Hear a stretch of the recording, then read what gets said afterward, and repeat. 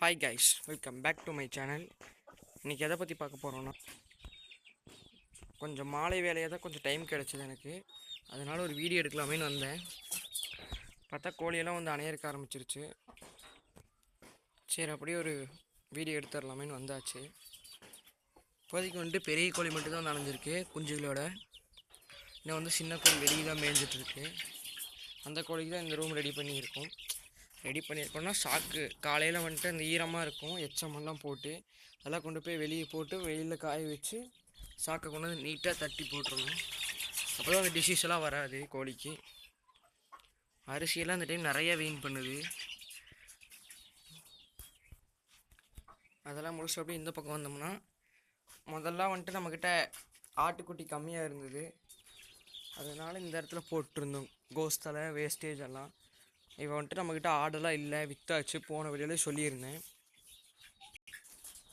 எல்லாம் வந்துட்டு ஆடெல்லாம் நம்ம சேல் பண்ண போகிறோன்னு எல்லாம் சேல் பண்ணியாச்சு. நம்மக்கிட்ட இருந்த 2 குரம்பு குட்டி, அப்புறம் ஒரு வெள்ளாட்டு குட்டி, 3 குட்டியும் சேல் பண்ணியாச்சு. இப்போதைக்கு நம்மக்கிட்ட இருக்கிறது ஒரு கெடாய் ஒன்று, ஒரு பிறவை ஒன்று தான் இருக்குது. அதையும் ஒரு 2-3 வாரத்தில் சேல் பண்ணலான்னு ஐடியா.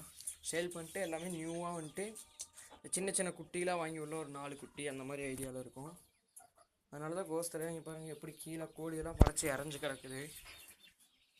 நம்மக்கிட்ட அவ்வளோக்கா ஆடும் இல்லை. ஆடு இருந்தால் இந்நேரம் எல்லாம் மேய்ஞ்சிருக்கும், எல்லாம் நைட்டில் போட்டு முடிச்சிருப்போம்.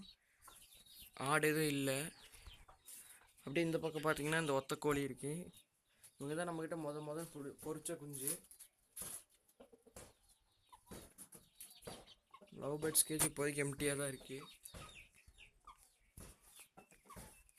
எதுவும் விடலை. இப்போதைக்கு என் மைண்டில் இருக்கிறது ரேபிட் வாங்கலான்ட்டு பார்க்கலாம். ரேபிட் வாங்கினேன்னா இன்னும் வீடியோ எடுத்து போடுறேன்.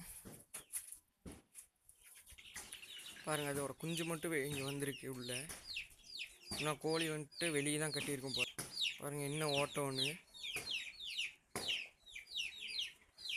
வெளியே அதோட தாய்கிட்டே ஓடி போச்சு.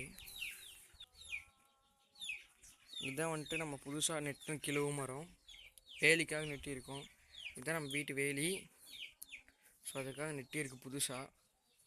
இது ஒன்று நெட்டியிருக்கோம், அப்புறம் இன்னொன்று பக்கத்தில் இன்னொன்று நெட்டியிருக்கோம். இது இப்போ தான் தொழிலோட ஆரம்பிச்சிருக்கு. இப்போ 2மே தொழிலோட ஆரம்பிச்சிருச்சு. இப்போ பழைய இதெல்லாம் வந்துட்டு முதல்ல இருக்கவங்க வச்சுருப்பாங்க போல், எல்லாம் வந்துட்டு காஞ்சிருச்சு ரொம்பவே.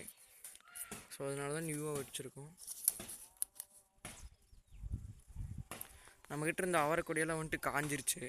அவரைக்காய் ஈல்டெல்லாம் முடிஞ்சங்காட்டி அப்படியே காயை விட்டுட்டோம், தண்ணி ஊற்றாமல். இன்னும் கொஞ்சம் காய் இருக்குது. இந்த காயெல்லாம் பொறிச்சிட்டோம்னா நீ அவ்வளோதான் முடிஞ்சிச்சு. ஸோ வாங்க வேறு எங்கேயாவது போய் பார்ப்போம். அதனால் இன்னும் வந்துட்டு உள்ளே வர்றது வெளியே போகிறது மாதிரி தான் இருக்காங்க. ஆடெல்லாம் வந்துட்டு ஓட்டிகிட்டு வந்தாச்சு. இந்த 2 தான் நம்மக்கிட்ட இருக்குது. அதெல்லாம் சேல் பண்ணியாச்சுன்னு சொல்லியிருந்தேன்.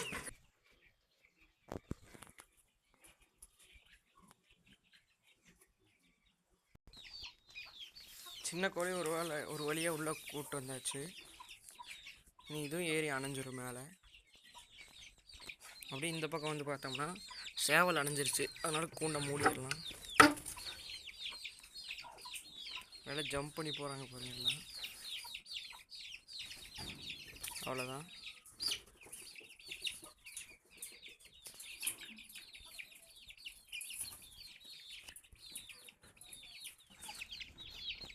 அவ்வளோதான், க்ளோஸ் பண்ணிடலாம்.